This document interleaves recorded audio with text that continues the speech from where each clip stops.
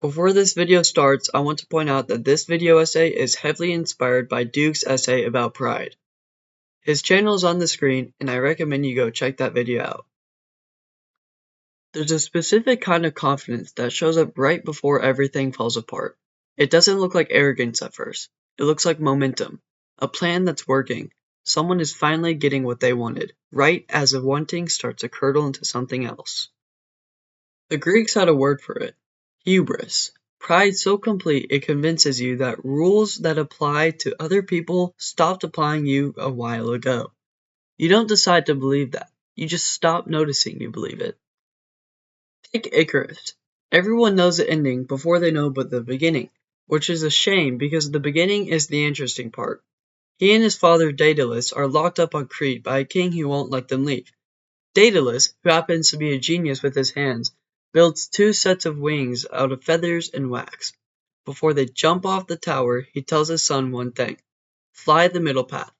Not too low or the sea spray weighs the wings down. Not too high or the sun welds the max.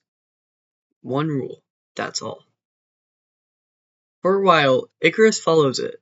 Then he feels the wind holding him up, watches the island shrink underneath his feet, and something in him changes. He's not a prisoner's son anymore. He's a boy who can fly. So he climbs, higher than he needs to, higher than his father is climbing. And somewhere up there, closer to the sun than any person had ever been before, the wax gives out. People remember this as a story about disobedience. I don't think that's quite right. Icarus wasn't punished for flying. Flying was the whole point, the thing that saved him. He was punished for forgetting there was a limit once flying started to feel easy. That's the part we're sitting with. Pride rarely shows up when things are going badly. It shows up right when things are going well. And going well starts to feel like a permanent condition instead of a lucky streak. In 1912, the largest moving object ever built by human beings pulled out of a port in Southampton. The RMS Titanic wasn't just a ship. It was an argument that engineering had finally beaten the ocean. 16 watertight compartments, a double hull, and a nickname that stuck a lot harder than it should have. Unsinkable. Not extremely safe, unsinkable. A word that leaves no room for doubt, which is exactly the problem, because doubt is what makes people careful. That word changed the decisions on board. The ship carried lifeboats for roughly half the passengers, which was technically legal and made it a lot easier to accept once everyone half believed the boats were a formality. Ice warnings came in from other ships that night. Several were logged. At least one apparently never made it to the bridge, and the ship kept its speed up anyway, because there was a schedule to keep and a reputation to prove. Just before midnight, it grazed an iceberg. Not a head-on collision, a glancing scrape, the kind of hit a slower or more cautious ship might have survived. It opened 5 compartments instead of the 4 the ship could handle. One compartment is too many. Over 1,500 people died in water cold enough to kill them in minutes. The iceberg isn't really the story. Icebergs were known, expected even on that route in April.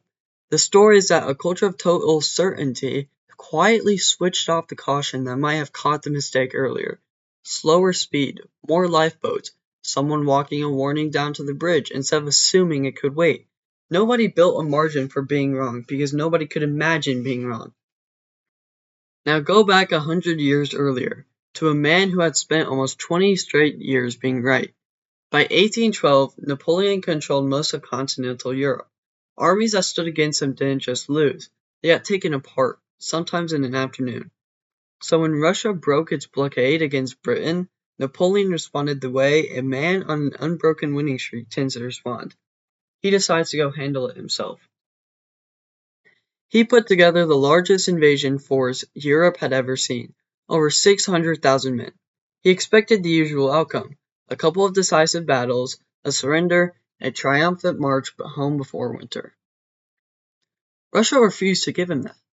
Their army kept retreating instead of engaging, burning fields and stores behind them as they went, pulling Napoleon deeper into the country with nothing to eat and no one to fight. By the time he reached Moscow, most of the city had already been evacuated and large parts of it were on fire. There was no one left to accept his surrender, just an empty capital and a very long, very cold walk home. This retreat is what actually broke the army.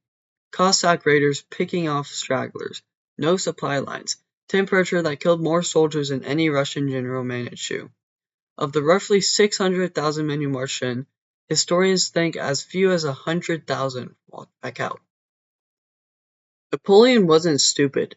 That's what makes it worse. 20 years of victory had convinced him, and everyone around him, that failure was a thing that happened to other generals. He didn't march into Russia because he misjudged the risk. He marched in because nothing in his life up to that point had given him a reason to believe a risk that still applied to him.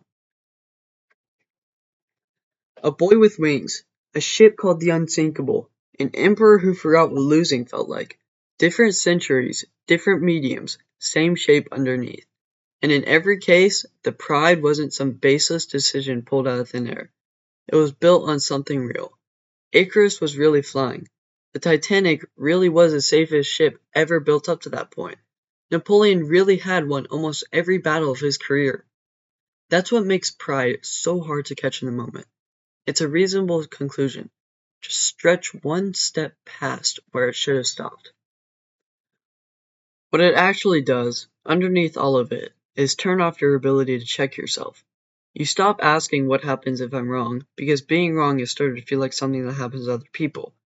The caution that got you the success in the first place is the exact thing pride talks you out of keeping around. None of this is really an argument for staying small. Icarus should have flown. The Titanic should have been built. Napoleon's early campaigns weren't a mistake. The lesson isn't to reach. It's that reaching and believing you're somehow beyond consequences are two different things, and the gap between them is easiest to fall through right when you're doing your best work. Daedalus flew through the same sky his son did and made it home, not because he was more talented, because when the air started getting warm, he stayed at the height that kept him alive. Maybe that's the whole thing, boiled down. It was never really about how high you're flying. It's about whether you're still paying attention once you get up there.